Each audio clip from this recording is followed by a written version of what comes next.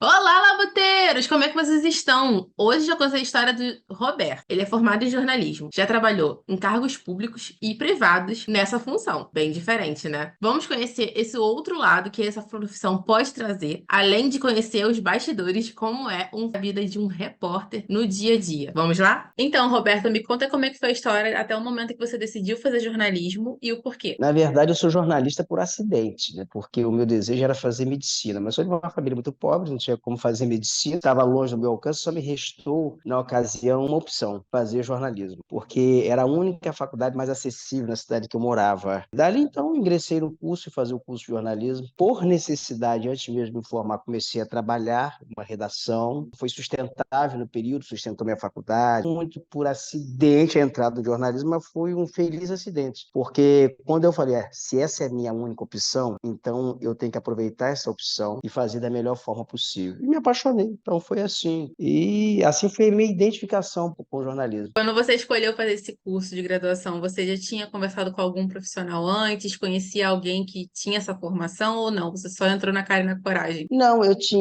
interagia porque eu fazia teatro. No teatro, o diretor, ele era jornalista. Daí a gente conversava muito, a gente papeava muito. E como eu também escrevia, dava algumas sugestões para texto de teatro, ele, cara, você vai para o jornalismo, vai porque aqui você vai se dar bem. E você já tem uma identificação com a escrita, então isso vai lhe facilitar. E assim foi, então acho que assim teve até um pouco de influência também dele, sabe? E a comunicação social, ela tem várias frentes, né? Como relações públicas, jornalismo, propaganda, publicidade.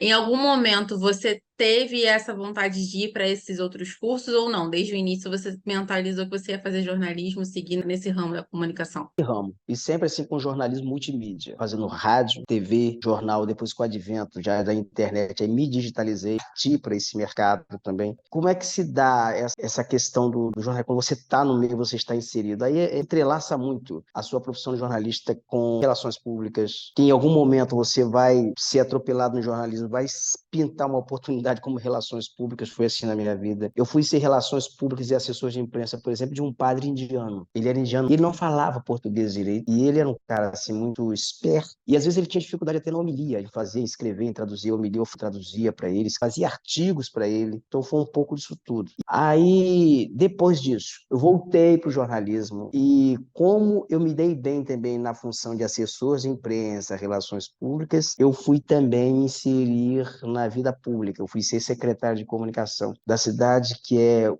era então o sexto maior PIB financeiro do Brasil e que tinha um dos maiores orçamentos na área de comunicação social. E foi uma experiência traumática, mas ao mesmo tempo muito construtiva na minha vida profissional, porque eu fui secretário, na verdade, de dois diferentes prefeitos. O prefeito que se elegeu e o qual fui ser secretário dele ficou 100 dias no cargo, foi afastado pela Justiça Eleitoral. Aí, quando entrou o sucessor dele, eu fui pedir exoneração. Olha, estou me despedindo, estou saindo do cargo aqui, vou voltar minha vida para o professor. Não, você é o único que fica. Eu fiquei. Esse prefeito depois foi afastado também, depois voltou. Poxa, eu era um jovem de 30 e poucos anos, né? De momento eu estava no meio de um turbilhão, dando entrevista para a imprensa no Brasil inteiro, em coletivas, porque aí definiu-se o seguinte: olha, o único que fala nesse momento de crise, quem vai gerenciar a crise, é o secretário de comunicação. Sobrou para mim.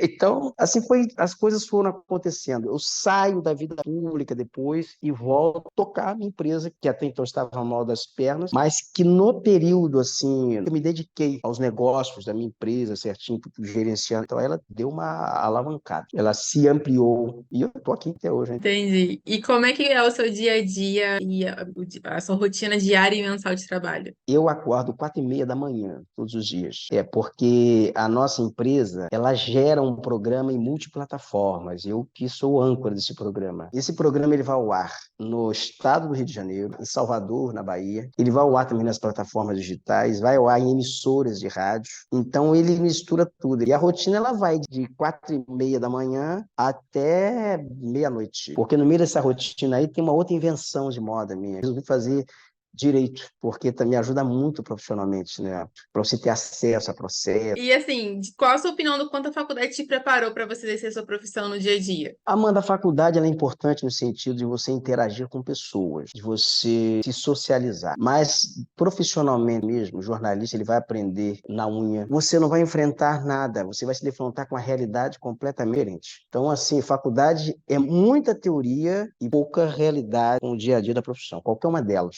E assim, você falou que teve uma parte da sua jornada profissional que você teve na vida pública. A principal diferença entre exercer o jornalismo em cargos públicos e em cargos privados? Aí você está do outro lado do balcão, sim, dois lados. Tem um lado que você cobre, você quando apura é uma coisa. Agora, quando você está do outro lado do balcão, que você está sob o holofote, quando você está sob a vigilância, é outra coisa. E quando você volta para o lado de cá do balcão, você volta com uma visão diferente de quem está do outro lado do balcão. Você tende a ser menos emotivo, você tende a ser mais sóbrio, você tende a ser mais cauteloso com aquilo que você apura, aquilo que você divulga. Você já esteve lá e sabe como é que é a ordenação de despesa, sabe as implicações, conhece a realidade, as implicações e as dificuldades do que é uma gestão pública frente ao aparato de leis e de órgãos de controle externo que existe no país, né? E quando você vai na faculdade, você tinha conhecimento dessa possibilidade?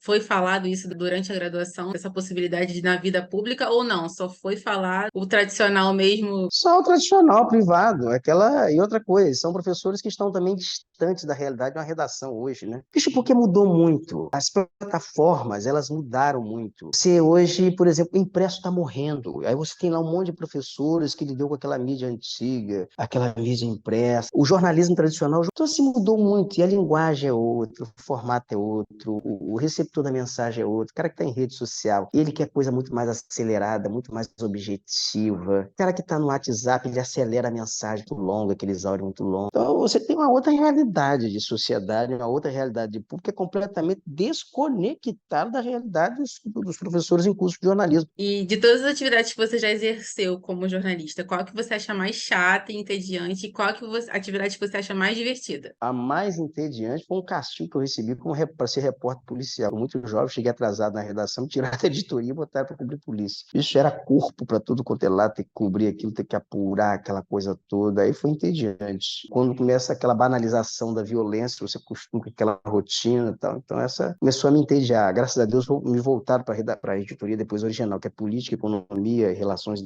internacionais. A mais divertida é o dia a dia do jornalismo, né? O dia a dia do jornalismo é muito divertido. E eu, como faço um programa que é multiplataforma, ele me dá condições de você abordar notícias, você interagir com pessoas das mais diferentes classes sociais por WhatsApp, e o que é interessante, o que é divertido, que as pessoas mais simples no dia a dia são as que me possibilitam material para divertir o programa. São com áudios, que você pega depois, você pede autorização, você picota aquele áudio, ele faz uma gargalhada que o cara lhe manda e você aproveita aquela gargalhada de alguma forma. Então, acho que essa é a parte mais divertida do jornalismo. E a entrevista com artistas. São experiências boas, né? Assim, saudáveis que a gente teve no decorrer da profissão. Então, assim, a vida tem dessas coisas. Tá bom, Roberto, muito obrigada pela sua participação e obrigada pelo seu tempo. Ah, eu que agradeço. Estou sempre à sua disposição, Amanda. E parabéns aí pelo trabalho. Torço aí, que eu tenho certeza que você vai ajudar a porção de gente, vai motivar, tá bom?